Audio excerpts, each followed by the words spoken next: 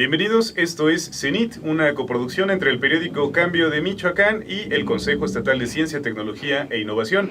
Buenos días, buenas tardes, buenas noches, según la hora del día en que nos acompañen.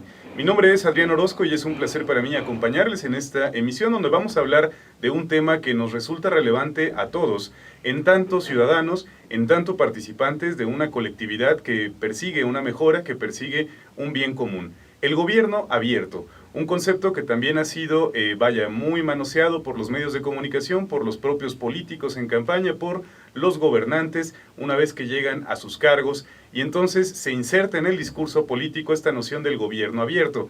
Pero la mayoría de nosotros tendríamos dificultades para definir exactamente a qué nos referimos. Hoy queremos despejar esa duda y coadyuvar con algunas nociones que nos permitan entender a qué nos referimos cuando hablamos de gobierno abierto y qué podemos hacer desde nuestra condición de ciudadanos para exigirlo y para usarlo en nuestro beneficio. Y para ello hemos invitado a la licenciada en Humanidades y Ciencias Sociales, Adriana Estefanía Solís Cortés. Muchas gracias por acompañarnos. Hola, bienvenida. Adrián, gracias por invitarme. Y bueno, la pregunta creo que ya está hecha. ¿Qué es el gobierno abierto? ¿Cómo debemos entender este concepto que nos resulta familiar pero no conocido? Claro, como bien lo has dicho, gobierno abierto es como una especie de expresión que se ha colado al interior de los discursos políticos. Como tal, no hay una teoría, que defina el gobierno abierto. Hay muchas formas de definir el gobierno abierto. Y pues esto va a variar también en función de cómo lo adopta cada uno de los gobiernos y genera políticas alrededor de él. De manera muy rápida, la primera vez que podríamos decir que se habló de gobierno abierto fue dentro de la administración de Barack Obama, la primera administración, donde firma un memorándum ejecutivo que habla de una Open Government Initiative y básicamente lo que él quería expresar con esta iniciativa de gobierno era que su gobierno iba a tener transparencia, ¿no? Entonces vincula este primer acercamiento al gobierno abierto con una noción de transparencia, con una noción de van a poder conocer, ¿no?, en qué se gasta su dinero, la rendición de cuentas y bueno, todo este tema, ¿no? Posteriormente, en 2011, se crea una alianza para el gobierno abierto, donde participan muchos países y también tiene el mismo tenor, ¿no? Hagamos gobiernos transparentes, sigamos pugnando por la rendición de cuentas. Y bueno, ya cada uno de los gobiernos, para poder pertenecer a esta alianza para el gobierno abierto, lo que hizo fue someter un plan de trabajo y a partir de la revisión del plan de trabajo por parte de los que integran el comité de la alianza para el gobierno abierto, fue que dijeron, bueno, tú tienes como estos requisitos tú cumples en tu plan de trabajo estos requisitos, entonces puedes pertenecer a esta alianza o no. Y de forma muy curiosa, México fue presidente de esta alianza, del comité que preside la Alianza para el Gobierno Abierto en septiembre del 2014. Entonces, México, entre varios de los puntos que puso, tenía que ver toda esta parte relacionada con la ley de transparencia y el mismo tenor, ¿no?, con las instituciones que se ha venido trabajando. Y bueno, en ese sentido, hay como esta especie de flexibilidad o de libertad para que los países propongan o ellos entiendan gobierno abierto, ¿no?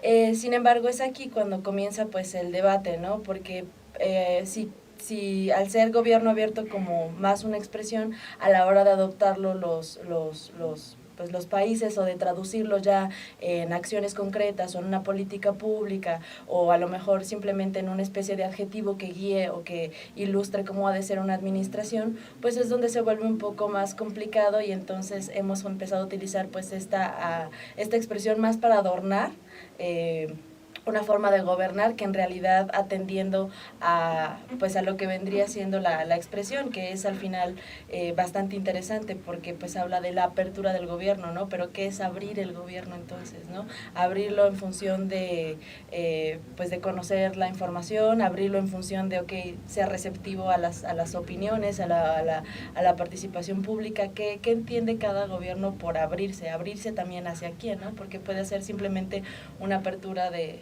información o realmente puede ser una apertura de colaboración, ¿no? Claro, ahora la Ley Federal de Transparencia y Acceso a la Información Pública y bueno, la noción propia de la transparencia ya existe en México. Tenemos el INAI, tenemos los institutos al interior de los estados que garantizan este derecho de la ciudadanía. Técnicamente uno como ciudadano puede solicitar la información al gobierno y nos será proporcionada en tanto no se encuentre dentro de las causales de reserva o de confidencialidad. Pero la visión de un gobierno abierto relacionado con este único concepto de la transparencia podría parecer en cierta forma limitado o sesgado, dado que tendríamos que preguntarnos también si existen los mecanismos para incluir a la ciudadanía o a los grupos sociales en el diseño y aplicación de política pública, por ejemplo, o en, bueno, desterrar la opacidad de la actividad gubernamental que es noticia cotidiana en los medios de comunicación, en tanto se revelan los oscuros secretos de la administración en un momento dado, y eso lleva a problemas muy graves. Luego entonces, por lo que comentas, México está dentro de este grupo de países que firman la alianza, tiene su ley de transparencia, tiene su Instituto Nacional, por lo tanto, es un gobierno abierto, ¿podríamos decir eso? Pues bueno, esa es la pregunta, ¿no?, del millón.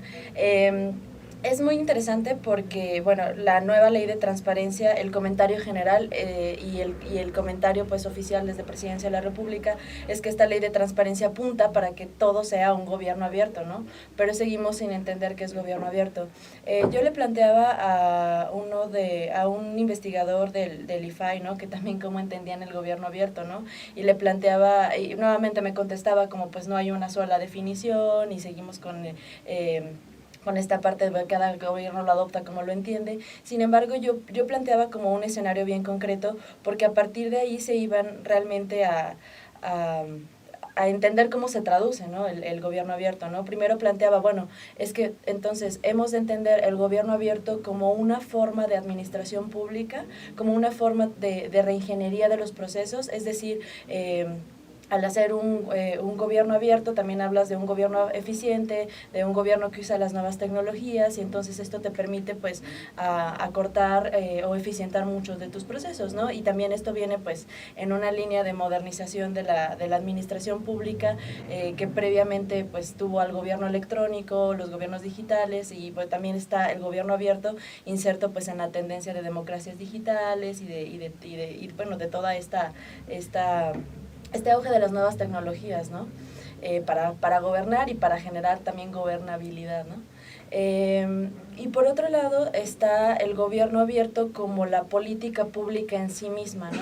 Gobierno abierto y con sus propios indicadores, ¿no? Es decir, contamos con pues los indicadores en nuestro portal de línea, ¿no? Nos apegamos a la ley de transparencia, tenemos cada vez mejores portales o portales mejores diseñados, más accesibles a la gente, no sé, a lo mejor las dependencias cuentan con su aparición en redes sociales y responden y tienen interacción, en fin, un montón de indicadores que también cada uno de los gobiernos diseñará entendiendo el gobierno abierto como política pública en sí misma.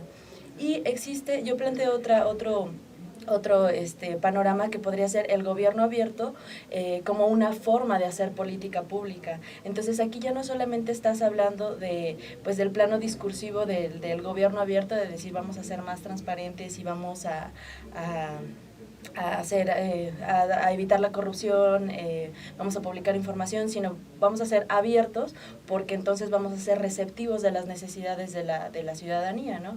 Y entonces vamos a poder asentarnos a dialogar con determinados grupos de intereses o de necesidades representados en alguna forma de organización o de actores políticos, ¿no?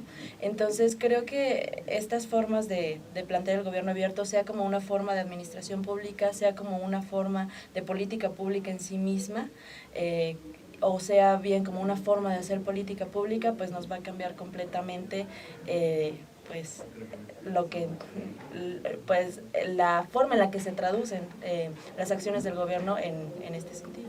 Ahora bien, el ciudadano está habilitado para usar las herramientas del gobierno abierto. Pasa un poco lo mismo que con las tecnologías de la información y las comunicaciones.